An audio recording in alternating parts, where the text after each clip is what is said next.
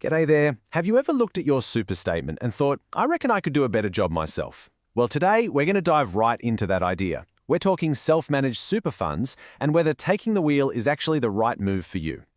I mean, who wouldn't want that, right? The idea of being the boss, calling all the shots, and steering your own retirement savings exactly where you want them to go, that's a pretty powerful thought. And honestly, that's the #1 reason people get interested in an SMSF. All right, so let's get into the nuts and bolts. First up, what exactly is a self-managed super fund? And what's all the fuss about? Why are so many Aussies considering one? Okay, so think of it like this. An SMSF is your own little private super fund. It's for you and maybe a few family members. But here's the massive difference. You're not just a member, you're also the trustee. And that means you are in complete control. You make all the calls on where your money is invested. And that right there, that's the big one. Control. It's the main reason people jump ship from their retail or industry fund. You're no longer just a passenger watching your super balance go up and down. Nope. You're the pilot, actively flying your investments towards your own specific retirement goals.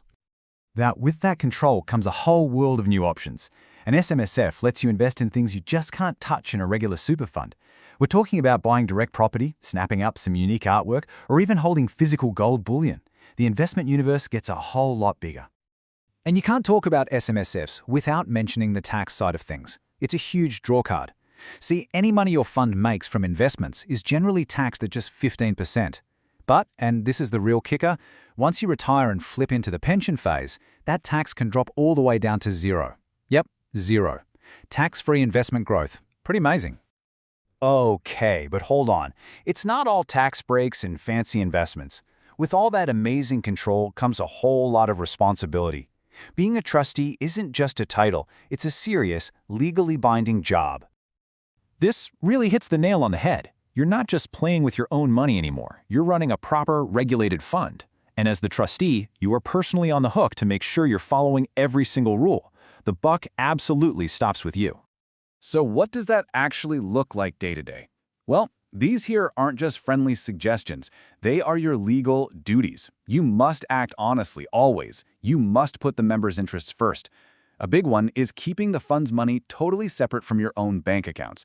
And you absolutely have to create a formal investment strategy and actually stick to it. And what if you slip up? What happens if you break the rules? Well, the tax office can come down on you like a ton of bricks. We're talking about a potential penalty tax rate of a whopping 45%. A single bad decision could literally cripple your retirement savings. Right, let's shift gears and talk about probably the single most popular reason people set up an SMSF in the first place, and that's property. Now, this is a real game changer, especially for small business owners. Imagine this. Your SMSF can buy the factory or the office that your business runs out of. Then, your business pays rent, but it pays it directly into your super fund. So instead of lining a landlord's pocket, you're paying rent to yourself, building this incredible asset inside your own retirement fund.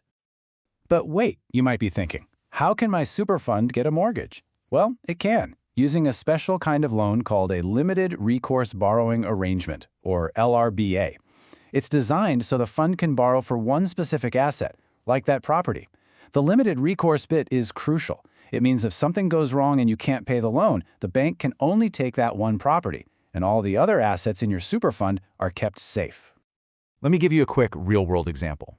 We've got a husband and wife team, right? They had around 400 grand in their SMSF. They used that to get a loan and buy an industrial property. Now the rent from the tenant plus their regular super contributions are all working together to pay down that loan. Over time, they're building a massive asset that will fund the retirement, all inside that awesome low-tax super environment. So, we've looked at the incredible power of an SMSF, but we've also seen the serious responsibilities that come with it. Let's pull it all together now and figure out if this is actually a good fit for you. Look, this is the million-dollar question, isn't it? And there's no single right answer. It really, truly depends on your own situation, how comfortable you are with finances, and just how much time and effort you're willing to put in. So you've got to ask yourself some hard questions and be really honest. First up, do you have enough money to even start? Most experts will tell you that you need at least $200,000 for it to be worth the cost. Do you honestly have the time and the knowledge to manage it all? And are you ready to get a team of pros on your side, like an accountant and a financial advisor? Because trust me, this is not a DIY project you do on a Sunday arvo. When you boil it all down, it comes to this one simple trade-off. Are you willing to give up the simplicity of a regular super fund in exchange for having total, absolute control? An SMSF gives you the keys to your financial kingdom, but you've got to be prepared to be the one sitting on the throne. The answer to that question will tell you everything you need to know.